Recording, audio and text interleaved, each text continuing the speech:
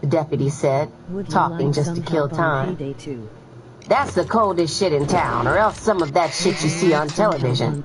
The guard answered quickly, glad to display his knowledge.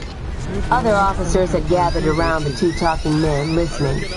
Them fucking punks up there would snitch on their mothers if they thought it would get them a few days off.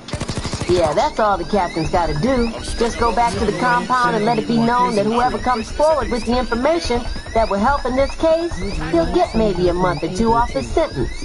And I'll bet within an hour we'll have the other bastard. Another guard shook his head in agreement. You better believe it. John's damn right about that. Well, I wish the hell something would happen. Another highway patrolman stated. I'm tired of these fucking bugs that keep flying around in these woods. It seems as if they've taken a personal liking for me, he said as he slapped at his cheek, trying to kill one of the millions of gnats that infested the woods. Hey! An officer in plain clothes yelled. Don't none of you guys walk over there in that area. We want it clean, just like the killers left it, not cluttered up by you guys tracking around over there. The men fell silent as the stretcher bearers came by, carrying the body. The silence held until the men had put the body in the rear of the ambulance and departed. The farmer's son walked up. Well, what are these guys gonna do? Stand around with their fingers jammed up their asses the rest of the day? Take it easy, kid. Just another few minutes and everything will work itself out. Don't worry, the captain isn't sitting over there talking about the weather. You can bet on it, one of the guards stated, shamed by the man's words. The young farmer looked at the guard. And just what the hell were the guards doing last night to allow these murdering bastards to roam around loose? I thought you guys guarded them punks over there and didn't allow them to walk through the woods like they owned them. The sergeant glanced up. Hurt was in his eyes. Listen, son, I understand you're hurt about your father's death, but you and your father have brought prisoners back before, just so that you can collect that $50 on them. So you know what's happening over there at the compound. I remember the last time your father was there. The captain personally warned him about not taking any chances when arresting these guys, because some of them could be dangerous. The sound of another car arriving cut off the farmer's reply. All the men standing in the woods waited silently until the car parked. From where they were, they could see the captain and lieutenant get out of their car and walk over and join the men who had just arrived. They came through the woods together. The new arrivals had 2 bloodhounds on their leash. The dogs strained to get loose. The smell of blood excited them. Excitement ran through the crowd of men as they watched the dogs approach. It was just a matter of time now, they knew. Some bastard would be busted before the sun got up in the sky good. The dog handlers led the dogs over to the tracks leading back to the compound. Quickly the dogs picked up the scent. They started baying at once. Slowly the men set out on the tracks. The captain waved the sergeant over toward him. Tom, you rush on back and have the men get ready for count. Have each man at his bunk when we get there. Yes, sir, the sergeant answered sharply, then took off on a slow run. He reached the pickup truck that the state supplied for them. In seconds, he was gone in a cloud of dust. The men followed behind the dogs and everybody was silent, each man deep in his own thoughts. The nearer the dogs got to the building, the louder their barks. The men following almost had to run to keep up. When the sergeant went inside the dormitory, it wasn't necessary for him to explain anything. All he had to do was ring the count bell. The sound of the bell going off set the inmates into motion. They scurried toward their bunks like trained mice. Jimmy glanced up and down the aisle nervously. He kept telling himself over and over again that he didn't have anything to worry about. But why this unscheduled count? Maybe Chink got busted. If so, did Chink involve him? He wondered over and over again. If he had, all he had to do was deny it. It was just a case of his word against Chink's. There was a sudden commotion outside. The men nearest the windows craned their necks trying to see. Suddenly, the rumor came back down the rock. They had bloodhounds outside. The word filled Jimmy with fear.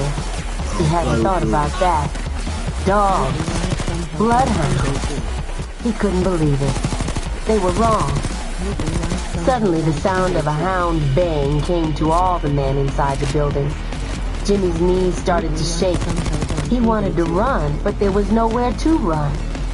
"Oh my God," he cried out suddenly, silently, as he clutched at the bunk for support. It was all over. He knew it. He didn't even glance up when the back door opened and the dogs came in, followed by 8 white men. Before the dogs reached him, they started to strain at the leash. All at once, Jimmy couldn't take anymore. He knew the dogs were coming straight for him. He broke and ran. "Stop him!" the captain roared. "God damn it, stop him!" His order was followed by the quick work of 4 prisoners. They wrestled amongst themselves in their hurry to reach him. Jimmy didn't stand a chance. Even if he had gotten past the 4 inmates who grabbed him, there were more waiting to take the other's place. The captain walked up, followed by the highway patrol officer. "You might as well handcuff the bastard and take him on down to the county jail. See to it, Ed, that the son of a bitch is booked on first." Right at that moment, even though in later life, those very words would end up haunting him to his death. They would brand him as a snitch from that day on. "Please, Captain, please!" he begged. The captain glanced down at the man falling on his knees. It was enough to turn his stomach. He hated informers. Too many of them came through his office snitching on their friends. He had to use them because that way he found out about men who were thinking about running.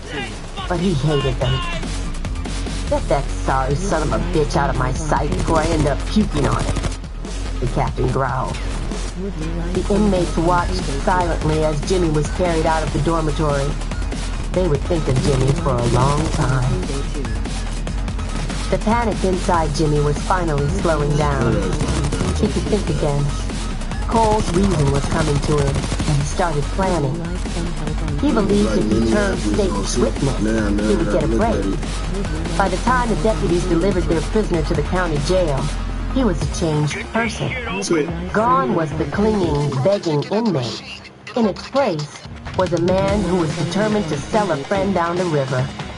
Jimmy had made himself forget that he had begged Chink to take him along. There was no thought in his mind that, had he waited and allowed Chink to lead the way, they wouldn't have run into the farmer. He was determined to take the witness stand against his friend. Chapter 10. When the call came into the precinct about another murder, this time on Van Ness Street, it was too much of a coincidence for one detective. Detective Vardis Fisher had been up with the murder case of a man and woman killed in an apartment. The woman had been shot, while the man had been strangled to death. Now another strangling case. When Fisher walked out of the house on Van Ness, he was sure of one thing. The killer was the same person. There was no doubt about that. There couldn't be 2 people who looked like an ape running around killing people. And from all the people he had talked to in the apartment building on Western, the same description kept coming through. He walked slowly towards his car, followed closely by his colored partner, Detective Third Class Jerry Horner. Fisher didn't even bother to glance back at his younger partner. The man just followed along quietly. When they reached the car, Fisher got in on the passenger side. This was out of the ordinary because Fisher generally preferred to do the driving himself. After both men got settled in the car, Horner broke the silence. "Well, at least we know it's the same guy killing everybody," Horner stated, watching his white partner out of the corner of his eye. He started the motor, though not sure where they were going. "I think we'd better go on back to the office, Jerry. Maybe something might have come in to give us a lead on this madness." Fisher spoke quietly as he leaned over and lit a cigarette. Horner just grunted for an answer and followed the command. His mind was occupied with the murders, too. The men rode in silence until Fisher spoke. "You know, Jerry, that last guy back there, he was a pretty good-sized man. Yet his mother hadn't heard any kind of commotion coming out of the bedroom." He was talking in a monologue, as if he was rehearsing a speech or something. "Yeah, that's the strange thing about it. Fisher continued. This guy doing these killings must have a hell of a lot of confidence in his own strength. I mean, it takes a certain kind of man to have the nerve to walk into another man's home and strangle him to death. I could dig a guy walking in there and firing away with an automatic, but this strangling shit has got me. I mean, we know the guy's got a gun, unless he got rid of it after shooting that woman. So why didn't he use it instead of this other shit? Maybe he was afraid of making noise, but that wouldn't have made any sense. Not when this same guy walked into a fucking apartment building 5 or 6 hours earlier and fired away as if he was out on a firing range. Now, something's wrong here. The mother didn't recognize the picture of the couple who got hit, but yet, we know all 3 of them were drug users. Horner added his and nodded whenever he thought it was time to. But other than that, he didn't add anything else to the conversation. He just drove and listened. When they reached headquarters, Fisher wondered why there were so many highway patrol cars parked. Oh, that, Horner said, glad for the chance to show that he did know something.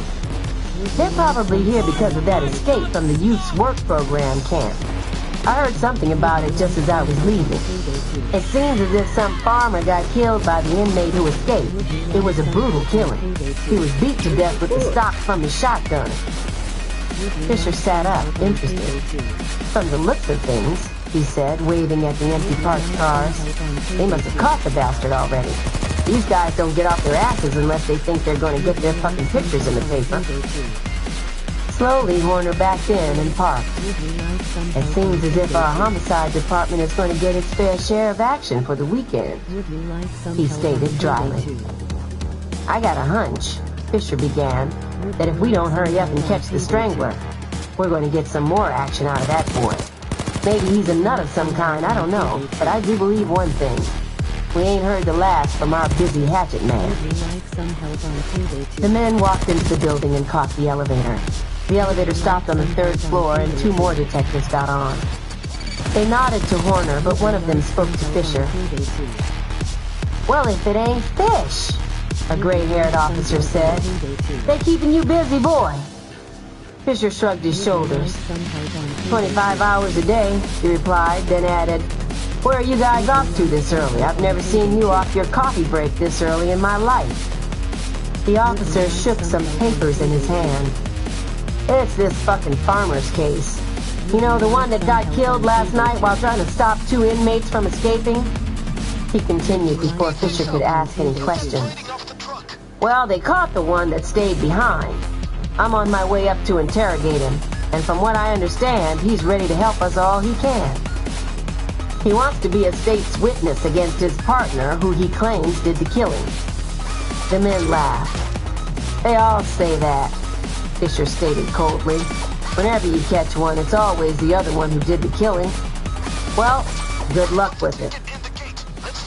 As the elevator stopped on their floor, the other detective spoke up before getting out. In this case, it ain't hard to believe, he stated loudly as he got out. The son of a bitch that got away looks more like a fucking animal to me than anything else. A fucking gorilla or something, he yelled back over his shoulder. Fisher was one step ahead of his partner as he stuck his foot in the elevator door, stopping it from closing. Both men nearly ran out of the elevator. The other set of detectives stopped in their tracks and stared at the men running toward them. What's the matter? The gray-haired one asked in surprise. I'm not sure, Al, but it just might be that you've given me the key I need to break open my case, Fisher said seriously. Horner and Fisher followed Al and his partner into the interrogation room. As they waited for them to bring Jimmy in, Fisher studied the mug shots of Chink. Yeah, I can see what they mean, Fisher said, speaking to no one in particular. He held the picture out for Horner to inspect. Horner shook his head in agreement. The picture of the young boy was bestial to a degree. His hair was uncombed, probably from lying on a hard bunk and being called out to have a mugshot taken. A turnkey led Jimmy into the room, then departed. Jimmy glanced around nervously. Sit down, kid. Nobody's going to hurt you here. We just want to hear what you got to say, that's all. Here, have a smoke. the detective called Al said and held out his pack. Jimmy took one of the cigarettes, then leaned back in his chair. Al's partner held up a folder. Well, Jimmy, he said, just start talking and tell us everything from the beginning. Hey, man, Jimmy said quickly. I want some kind of understanding, man. Are you guys going to give me a break if I turn over and be a state's witness? Break hell, Al said harshly, coming up from his chair. Boy, you're implicated in a murder. Now, you can talk if you want to, if you think it will help. We'll listen. But as far as a deal, get it out of your mind. We got your ass on murder, and we can try you on first degree if we want to. Al's partner took it up, coming in with the soft stuff to win Jimmy over. Now, Jimmy, what my partner says is true, but I'll promise you this, and I'm sticking my neck out when I say it. But if you talk, and what you say helps us to catch up with your partner, well, I'll personally try and get your charge reduced. By now, Jimmy was in a cold sweat. He hadn't expected it to go like it was going. He had been sure the officers would offer him a cop. Man, if I talk and it ain't gonna help me, well, what's the use of talking? He hesitated, then added, I ain't killed nobody, man. I mean that. The detectives glanced at each other, then Al's partner took it up. Well, Jimmy, I'll tell you this much. We got the murder weapon, and it's full of prints. Now, if your prints ain't on it, well, boy, you stand a good chance. A good chance of what? He didn't say. And Jimmy didn't bother to ask. The mention of the murder weapon showed him his way out. He knew he hadn't left any prints because he had never touched the gun. Jimmy started talking. And for the next hour, he talked while the detectives just listened. When Jimmy first spoke of Chink, Fisher started to interrupt, but he respected his fellow officers too much for that. He decided to wait until they had finished questioning Jimmy. Then he could ask his questions. The interrogation went on for over 2 hours. Then the detectives prepared a statement and pushed it in front of Jimmy to sign. He signed without even bothering to see what he was putting his name to. He had put his confidence completely in the policeman. Whatever they did, he would have to go along with now. Al, when you finish, I'd like to ask him a few personal questions, Fisher said from the sideline. Al waved his head magnanimously. Go ahead, Fish. We got just about everything we'll need. If we find we forgot something, we'll know where to pick him up at. He laughed, as if he had really said something funny. Fisher walked up to the table and glanced down at the frightened man. Jimmy, you said that after Chink saw his woman on visiting day, he started bugging you to run away with him. Jimmy shook his head in agreement. That's right, man. Like I said, somebody had beat the shit out of her, and Chink wanted my help once we got free to help him handle these guys.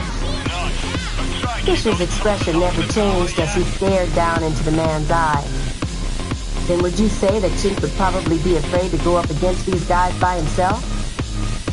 The question caught Jimmy by surprise. As he closed his eyes and saw Chink, he couldn't imagine the man being afraid of anyone. Well, I don't know about that, man. To be truthful with you, I don't think Chink is afraid of anything or anybody, man. Well, why did you say Chink wanted your help once you two got free then? If he's not frightened, I don't see why in the fuck would he need your help, Fisher stated brutally, finally getting tired of the lies he knew Jimmy was telling. Listen, bro, Horner said, speaking for the first time since entering the tiny room. He stepped up to the small table that Jimmy sat in front of. We don't give a shit why you ran away or what happened, so don't bullshit us. All we're interested in is Chink. Now tell the fucking truth. You mentioned that Chink's woman had been beat up. Who did it? What does she look like, and where can we reach her? Jimmy glanced up at the colored detective. I don't know where she stays, man. All she did was give my wife a ride home. As far as what she looked like, she had a large bandage on one side of her face, but that's about all I can tell you. Other than her name was Sandra. Oh yeah, he added as an afterthought. I think she was busted on his case with him, but she didn't get any time out of it for some reason. A smile broke across Fisher's face. He patted his partner on the back. I believe we got something we can go on now, he stated happily. Who was it who was supposed to pick you guys up on the highway? Fisher asked suddenly. Jimmy shook his head. I don't know, man. Chink never would say, but I believe it was his woman, because he hadn't planned on running away until the day she came and visited him, all beat up. What kind of car was she driving? Al asked sharply. It was a Ford, but Chink said something about her getting another one, so I figured she was the one who was going to pick us up. Fisher turned to his partner. I believe we've gotten all we need from this punk. Let's go and check on women's division. From there we should be able to get a lead on this Sandra. Maybe she's on probation or something. Fisher raised his arm and waved at the other detectives. Thanks, Al. I think I got what I came for and more. He led the way out of the tiny room. Jerry, while I'm at women's division, you run up to the probation department and check it out. I'll meet you back at our department as soon as you're finished, okay? Horner shook his head in agreement. Okay, Fisher, he replied, not mentioning what he really wanted to say, which was that they had been on the case since midnight, and it seemed to him that they could turn the fucking case over to the day shift and take their asses home. But that wasn't Fisher's way of doing things. He'd run around like a chicken with his head cut off until he damn near dropped from fatigue. Chapter 11. After leaving Fred's house, Chink drove slowly as he planned his next move. He noticed the gas gauge and stopped and filled up the tank. When he pulled out of the gas station, he fell in behind all the morning traffic. The cars were bumper to bumper, so it took him a while to reach the east side. He searched out the address, driving down the street slowly until he came to the apartment building where Tree lived. He parked, got out, and studied the street carefully before going into the building. The steps were old and creaky, and it seemed as if the noise would wake everybody in the building. He grinned as he realized that the people who lived in the building were probably so used to hearing the steps cry out every time someone used them that it was a normal sound to them. He stopped on the second floor and started searching for the apartment number George had given him. He came to the apartment and stood outside, listening. He could hear sounds coming from inside. He leaned closer, putting his ear next to the door. He finally figured out that the sounds were made by children. He knocked sharply on the door. Who is it? The question was asked by a woman. Chink hesitated briefly, then said, It's Fred, honey. I'm looking for Tree. Suddenly the door was opened widely. Before the woman could close it, Chink had stepped inside. She stared at him coldly. You ain't Fred, she said. I don't know what Fred you're talking about, Chink replied, but my name is Fred. He glared at her, then asked harshly, Where's Tree? She seemed to make up her mind all at once. He's in there, she said, and pointed at the bedroom. At the same time, the bedroom door opened and Tree glanced out. He was still in his shorts. He stared angrily around until he saw Chink. Then he ducked back into the bedroom, slamming the door behind him. His sister stared at the action stupidly. Chink broke into a run and hit the door with his shoulder. The thin bedroom door burst open. Chink fumbled at his waist for the pistol as he fell into the room. Tree hadn't wasted any time. He had run straight back to his bed and snatched his own pistol out from under the pillow. One look at Chink and he had quickly realized why the man was there. He didn't know how the man had found him and didn't waste any time thinking about it. He came up with his pistol and fired wildly as Chink came tumbling into the room. His first shot hit the wall, but as Chink fumbled with his gun, Tree took his time and fired again. His second shot hit Chink in the stomach, and his third one hit the huge young man somewhere in his wide chest. Neither shot seemed to have any effect on Chink. It was as if he had been programmed to do something and nothing could stop him. Tree watched with horror as he raised the gun. He started to toss his own gun down and run, but there was nowhere to go but past the man in the doorway. Either that or jump out of the window, and neither idea seemed too good.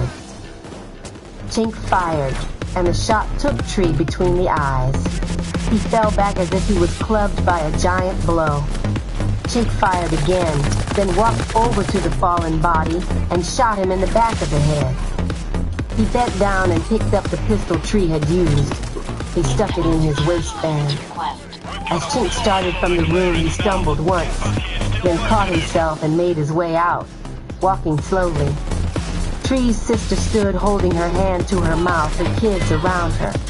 Fear was something she had known many times before, but as she saw the expression on the big man's face as he came out of the bedroom, she felt a cold, numbing fear that seemed to chill her very bones.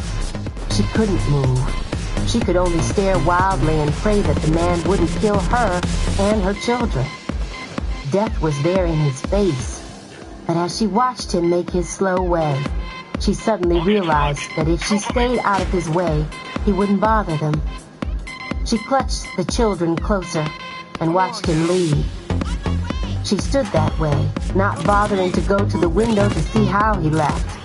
She didn't want to know anything about the man who had walked in and killed her brother, and she was sure, without even looking in the bedroom, that Tree was dead. Something told her that the man who had just left wouldn't have left until after Tree was dead. Whatever Tree had done, he had done to the wrong man. Chink walked down the steps, slowly.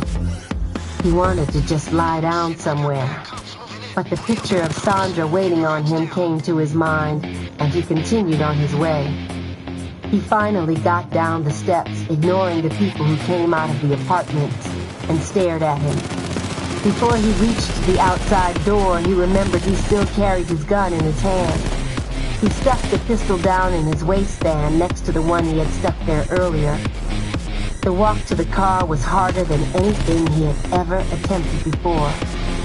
Coming down the steps, he had had something to hold on to, but trying to reach the car was another matter. There was nothing to balance himself with, and the pain in his stomach was exploding. He had never felt such a burning fire before. When he reached the car, he fell up against it. He pushed himself upright and managed to get the door open. Then he fell in and stretched out on the seat. Something in his mind warned him that this wouldn't do at all. He sat up and managed to start the motor. As he put the car in gear, he glanced at the people who had followed him out of the building. They stood around in a small group staring after him. He drove away, slowly, fighting the steering wheel all the way. The drive back across town was a nightmare for him. Whenever he stopped for a red light, he almost passed out. The pain was something he had to cope with. Sandra. He called the name over and over again. Whenever he felt like quitting, he managed to call up an image of her. When Chink stopped for a light at 87th Street, he felt as if the end had come. The front seat of the car was soaked with blood, and his hands were coated with blood. He held his hand to his stomach, trying to push back the pain. If only his woman was there. The cars behind began to blow as the light had changed to green. He glanced up out of a fog of pain. He managed to push his foot down on the gas pedal and pull away from the light. Sandra paced the floor, back and forth. Ever since Chink had left, she had been worrying about him. Suppose he was hurt somewhere. He didn't have anyone he could turn to other than her. She made some coffee but didn't have any taste for it, so she poured it out. She started her pacing again, then glanced out the window and noticed the nosy old caretaker watering the lawn. He watched her staring out of the window, then raised his hand and waved. She didn't want to acknowledge it, but she knew she'd better. He was like an old woman, as she knew from the few times she had spoken to him. He always had some kind of gossip about the other people who lived in the building. The last thing she was interested in was what the other people did. If they left her alone, she sure in hell would leave them alone. He was just a nosy old man, she reasoned. with nothing else to fill an empty life other than an occasional glimpse into someone else's affairs. She turned away from the window in disgust. Glancing out wouldn't bring Chink home. When he finished what he had to do, he'd come home. At 91st Street, Chink knew he was finished. He couldn't go on. The fire inside him was too much. He sat at the wheel, holding his stomach with one hand. Sweat rolled off his brow. He could feel a tear rolling down his cheek. That's too much, he told himself. Here I am crying like a bitch instead of getting home to my woman. He caught the light and pulled off again. 1 block, 2 blocks, he counted them off in his mind. He caught himself driving crazy with the car going back and forth across the yellow line. He talked to himself, cursing his own weakness. Ain't nothing but a poop butt, he yelled out so that he could hear the sound of his voice. Again he called on his memory and a flash of his woman appeared before him. She was waiting with open arms. He was convinced he was going to die, and he knew then that he couldn't die without seeing his woman again. Just one more time, Lord, he prayed, then wondered about calling on the Lord. It was something he had never done before. The lights began to play tricks on him. He couldn't tell the green lights from the red ones, and more than once he pulled out in front of oncoming traffic. Drivers slammed on their brakes and blew their horns angrily. He drove on, unaware of the confusion he left behind him. Finally, he reached his neighborhood, yet he was unaware of that too. It was more like an animal instinct that made him turn on his street. He almost passed the apartment building but caught himself and pulled to the curb. The old man in front of the building watched him closely. Chink didn't even see the old man. The pain was becoming so unbearable that he only had room in his mind for one thought: to see Sandra before he died.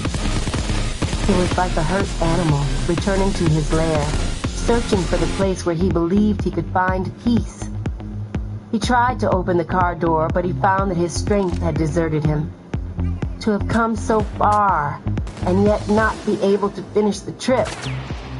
He leaned over, and one of his huge arms fell on the horn. The sound was especially loud on the quiet street.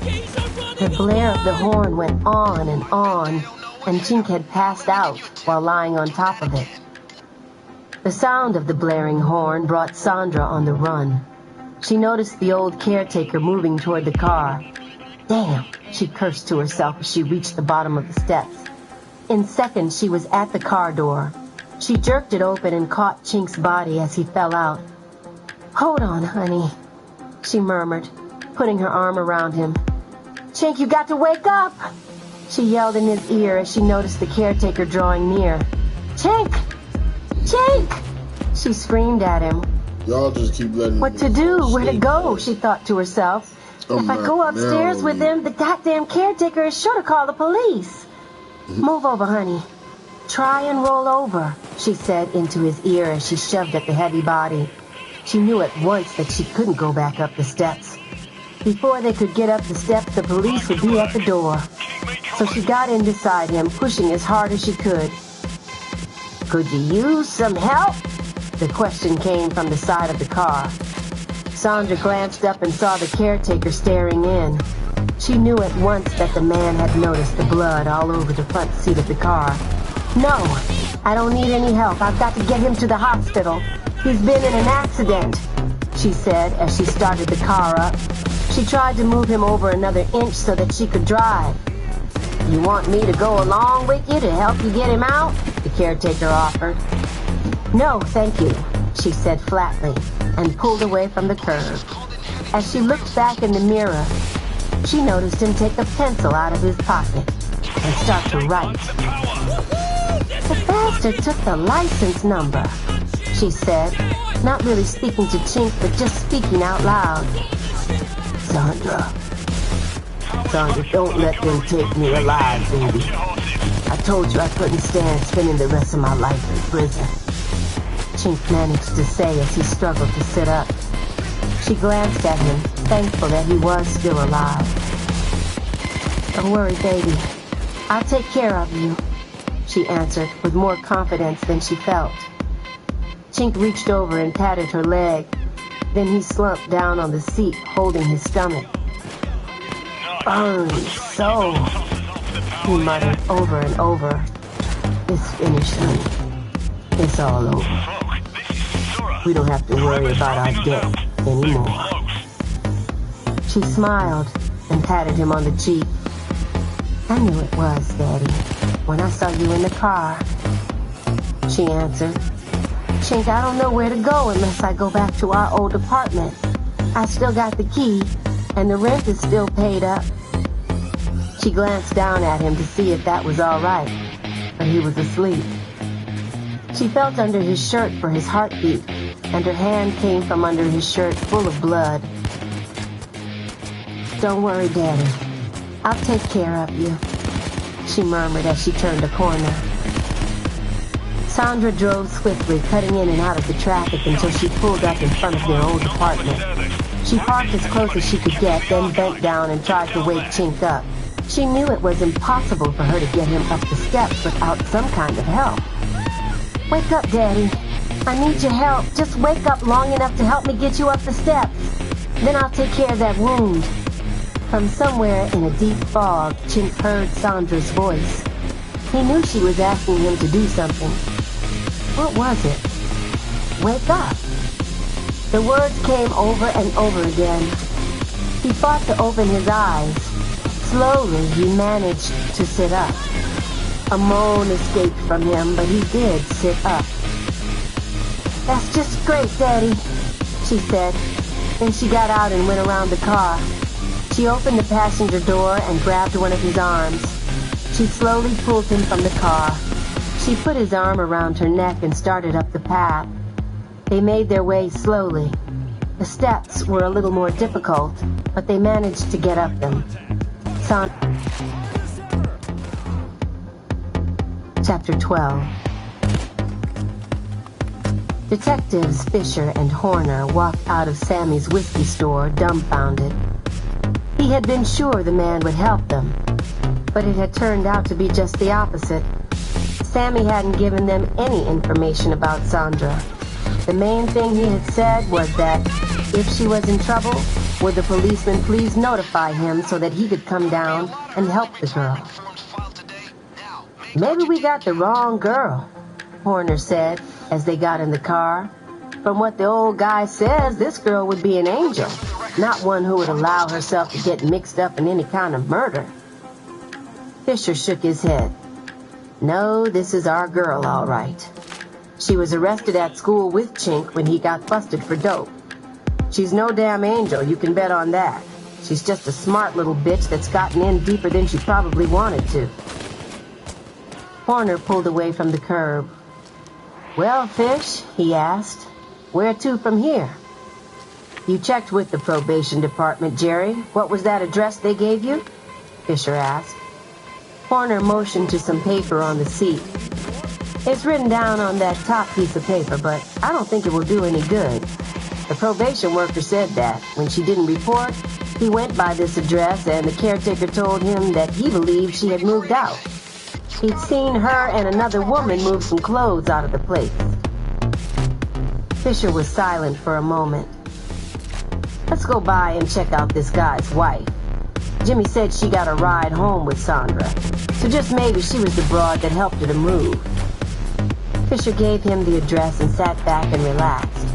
He was beginning to like working with the quiet colored man. The young guy didn't ask too many silly questions, and above all, he didn't talk too much.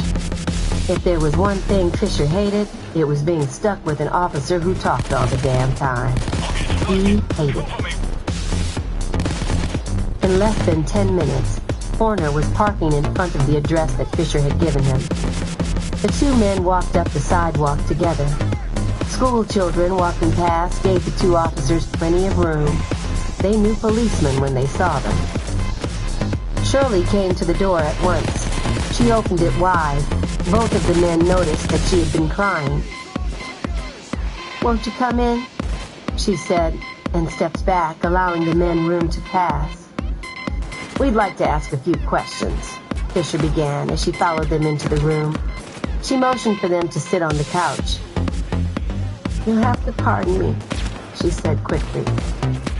I've just gotten the news about Jimmy. I don't know what could have gotten into him. He didn't have any reason to run, she said flatly.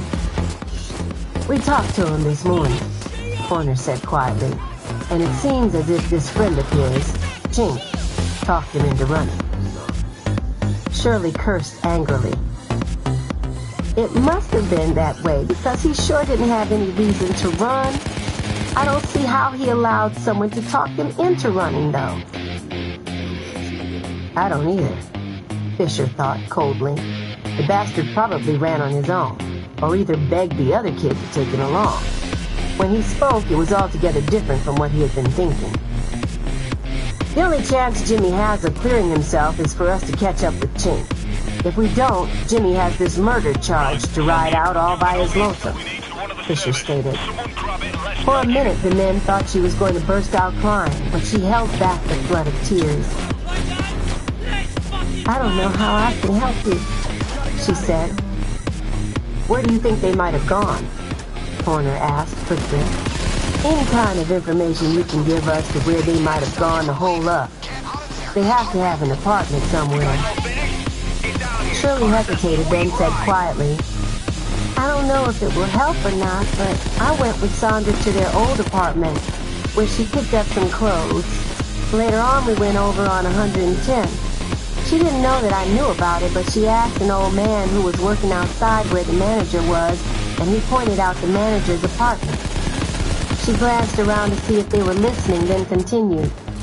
While she was inside, the old man came over to the car and asked me if we were going to rent one of the apartments. I didn't know at the time if she was or not, but I figured she was. She stayed inside the manager's apartment about 15 minutes and then came out. When she got back in the car, she tried to make me believe that she had stopped off to see a friend. Fisher glanced over at his partner. Can you remember what the address was? He asked sharply. Yes, she answered, shaking her head. It was simple to remember. And she gave them the address. But I don't know what apartment she took. In fact, I'm not even sure she took one, but I believe she did. I really do.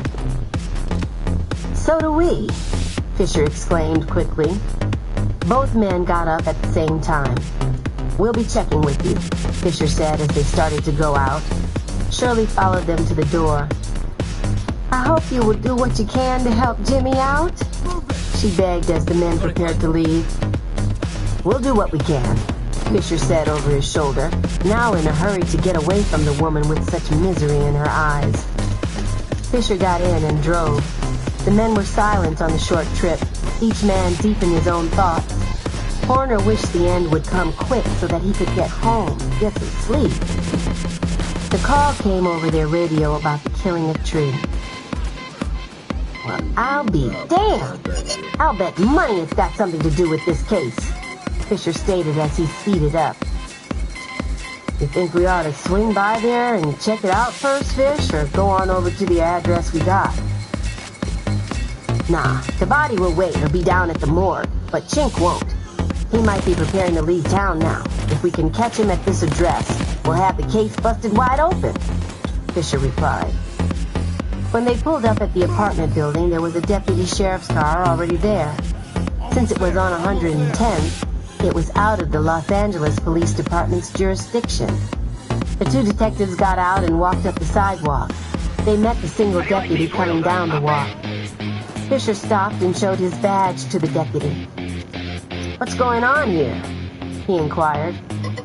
I got a call to check out a man in the car who was supposed to be hurt, the deputy stated. It seems as if some guy pulled up in a car but was too hurt to get out. He blew his car horn and this dame came running out of that apartment. He pointed over his shoulder and got in the car and pulled off. The deputy pointed out the caretaker who was standing in the background watching everything.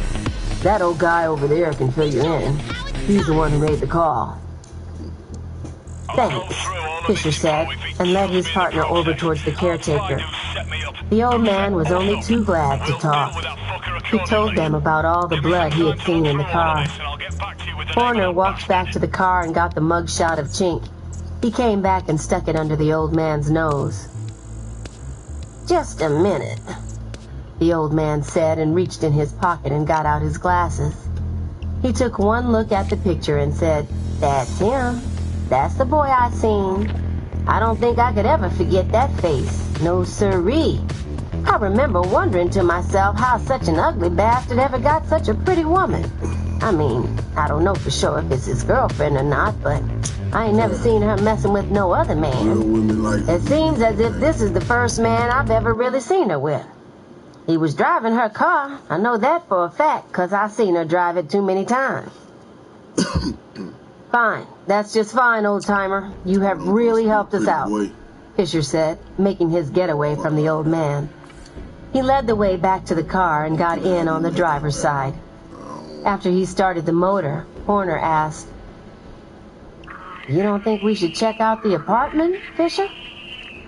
Fisher shrugged his shoulders. "I don't think it's really necessary this time, Jerry. We're more interested in putting our hands on this character, Chink. I doubt seriously if there's anything we could find in the apartment that might put us on to them. If he's hurt, and hurt bad, from what the old man says, the girl is running scared. She has to find somewhere to take him. She didn't take him upstairs, probably because of her fear of the caretaker calling the police." He hesitated briefly, then continued. "Just maybe, she might..." Do I want to go skate? It's 8 o'clock. What am I going to get to? Got a deposit box opportunity in this bank. I have inside info. Excuse me.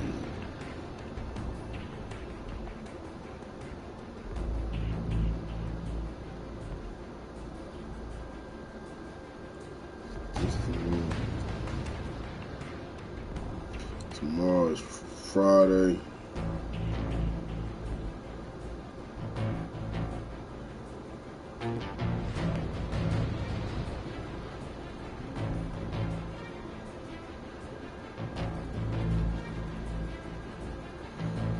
Gotta go to work at 9:45 in the morning, but I get off at 3:30.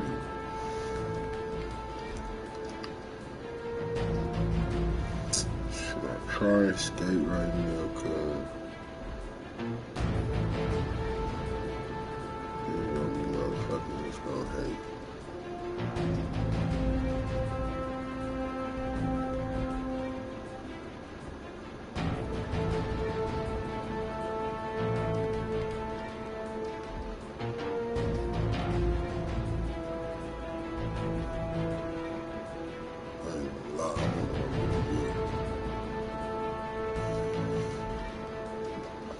So, safe to say, man,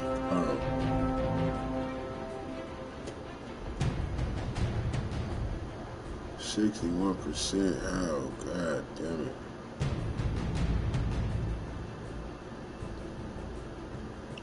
I need a partner to collect my money Shit. I left behind while spending time in a restricted house. Man, 656, G&B. I'm finna go catch some of this outside air and put these skates on for a little bit. I don't know, I feel like I should just wait till tomorrow. Yeah, Saturday I go to work. So at 9. So at 3:30.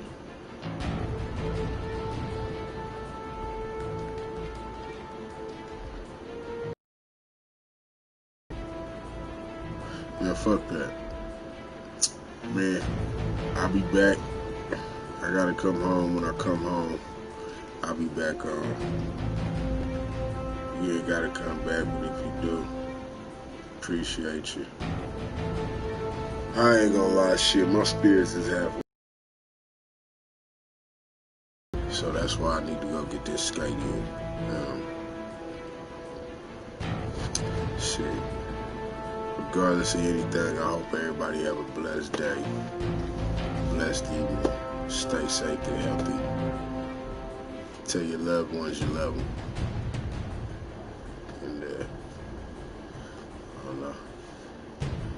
Stay solid to yourself at all times. Fuck whoever doubts you. Crew, this is hot off the wire. I have a goal to I'll see y'all soon, man.